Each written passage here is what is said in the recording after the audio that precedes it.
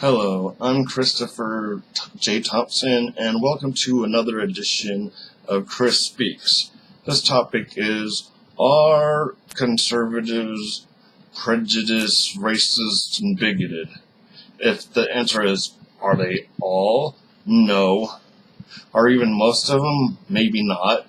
But the thing is that here's the problem. Conservatives don't want to be considered racist or bigoted, but there's a problem with a lot of them being bigoted. A lot of the politicians, they're not all bigots or racists or whatever, but they're voting for politicians who are racist, who are bigoted, who are haters, who, come on, we have President Trump, who ran on a platform of hate, on a platform that all Mexicans were drug dealers and killers and rapists, and we needed to build a wall, that all Muslims were terrorists, and we needed to put a halt on any of them coming in until we found out what was going on. And it's just crazy. It's like, you vote for these people that have these policies. That's the whole thing. The conservative, the Republican policies are prejudiced, they are bigoted, and they're racist, and they're also prejudiced against poor people, and the poor people are the ones voting for them. Though I don't understand that. Sure, all of the people in the politics, Republicans and Democrats, are rich, most of them, but the ones who have a waging a war against poverty, not against poverty, but against poverty-stricken people. If anybody is so poor that they get government aid, they're a welfare queen. You're a welfare queen if you're all on food stamps, but our soldiers are on food stamps. People that work full-time jobs are food stamps. So you already got people, and the majority of people voting for Republicans are working class and poor, and they're voting against their own best interests. And then you got the conservative media. Most of them do preach hate, and you go on, Fox News, it's all racist. It's like, blah, blah, blah, Bill O'Reilly's not in there anymore, but it'd be like, oh, blah, blah, blah, black people are bad. Now, here to prove my point is a black man that's going to tell you how bad black people are. They were totally in denial. Most conservatives are totally in denial of what is called white privilege. And this is what white privilege is. This is what it is. Because you're white, because you're the majority, you're not a minority in this country, you are treated differently or better than they treat other minorities. I mean, come on, I lived in the ghetto, and when a white guy was walking down the street and the cop stopped him, like me, there'd be one cop car. If it was a black guy, there's 5 cop cars and 10 cops. But no, there's no white privilege. That's what white privilege is. White privilege is that people aren't going to, when they see a name that seems like a white name, they're not going to not even interview you or even talk to you because it sounds white. But they will not even talk to someone, not even interview because they have a black-sounding name.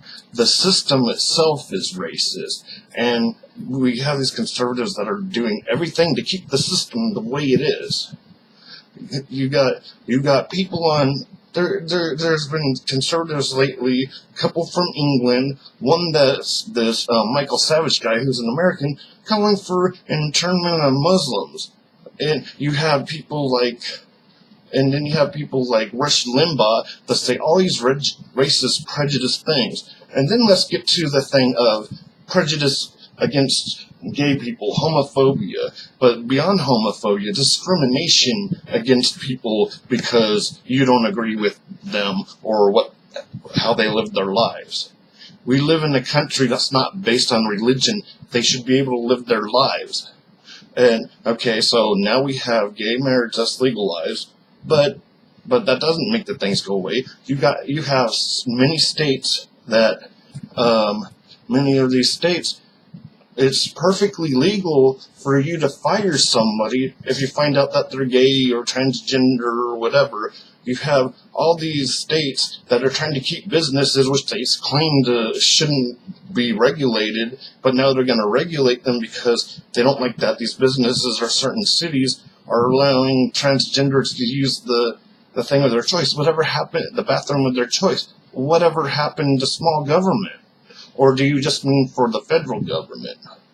Okay, so you got that, and then you got all these states that are passing these laws that will allow people who run businesses to deny a gay couple, gay person, their business, deny service because of their personally held religious beliefs. That's another thing. Conservatives, a lot of them don't understand the different. Freedom of religion means freedom of all religions, for one thing, and it's also freedom from religion, that your religion will not dictate the laws. That's the whole point of the Establishment Clause. And so we're basing all these things on these beliefs, and you're basically doing the same thing you did to black people, but now you're doing it to gay people. And this is the politicians, and these are the people that vote for them because they like their stance, because they like what they're doing, they like the policies of hate and racism and prejudice and Islamophobia. You have all these conservative people coming out and saying how the Muslims are bad. Well, let's go back, 2010, 2011, Peter King, this is a guy who's known for, Peter King was known for funding terrorism, funding the terrorism of the Irish Republican Army, which is a terrorist group in Northern Ireland. And, but this guy who funds terrorism had this tribunal, whatever you want to call it, on Muslims being bad and that Muslims are all terrorists. And this is a conservative politician. This is what he did. He put Muslims on trial, basically. But the hearing showed that no, most of the terrorism is not in the United States is not committed by Muslims, but it's committed by white supremacists and other anti-government right-wing groups. Most of the right-wing groups, even if they don't call themselves white supremacists, they operate on the idea of white superiority, of racial superiority, which is the same damn thing. So, you have all this, and you might not be a bigot, but if you're voting for these guys that are bigots, you're voting for these guys that are passing these policies that are discriminatory, passing these policies that are about hate and not love, and then you sit there and you call yourselves Christians, and I'm sorry if you call yourself Christians, but you vote for people who are the opposite of Christians. You vote for people who don't take care of the poor or the homeless. They don't help the sick. As a matter of fact, we finally got to where a lot of people had insurance, and the conservatives are taking it away. They run on terrorism as a way to fearmonger people and say, oh, the Muslims, the scary Muslims. But even Donald Trump's trying to defund the states, because they're trying to defund these counterterrorism measures to help keep the country safe.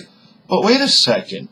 If I thought he cared about that. I mean, wasn't that the whole point of the Muslim ban? The whole point of saying that 2.5 to 3 years of vetting is not good enough was because we were worried about terrorism. And now people want to intern people because of terrorism. But then you're going to take the money away from the system that helps protect cities,